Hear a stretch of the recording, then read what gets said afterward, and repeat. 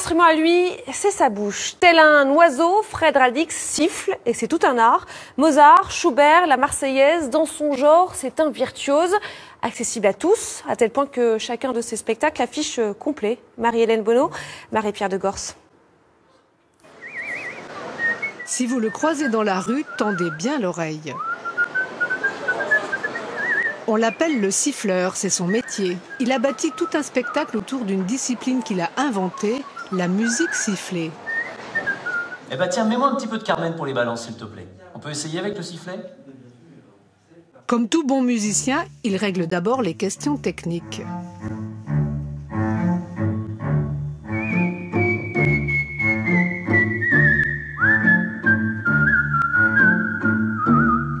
Est-ce que tu as senti une différence sur la dernière mesure? Non. Le sifflet, ça n'a l'air de rien, mais à régler pour un sonorisateur, c'est quand même du boulot, parce qu'on sifflote comme ça, mais le passer par des micros tout de suite, c'est assez précis. Il a créé son spectacle en 2013. C'est un succès. Il a vaincu l'appréhension du public.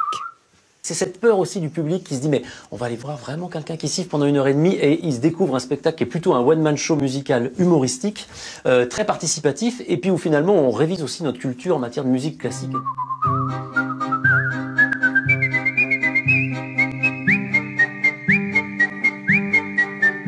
Si je vous dis Schubert, vous me répondez ?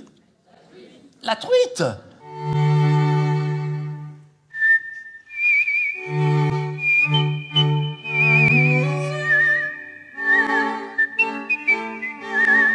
C'est compliqué d'apprendre à siffler parce que ça passe à l'intérieur de la bouche, c'est très intime, hein. C'est vraiment la langue qu'on va recourber pour créer la peau, si je puis dire, pour créer le son. Parce que si on ne fait que souffler entre les lèvres, ça fait...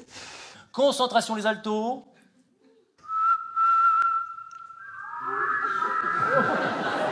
Qu'est-ce qui s'est passé? Vous soufflez trop, c'est ça.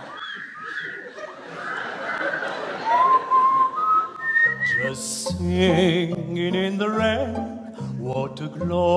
Siffleur et aussi chanteur, danseur, comédien, bref, un artiste complet. Fred Radix est un virtuose qui emmène avec bonheur son public dans ses envolées lyriques. C'est la fin de ce 12-13. Merci de l'avoir suivi.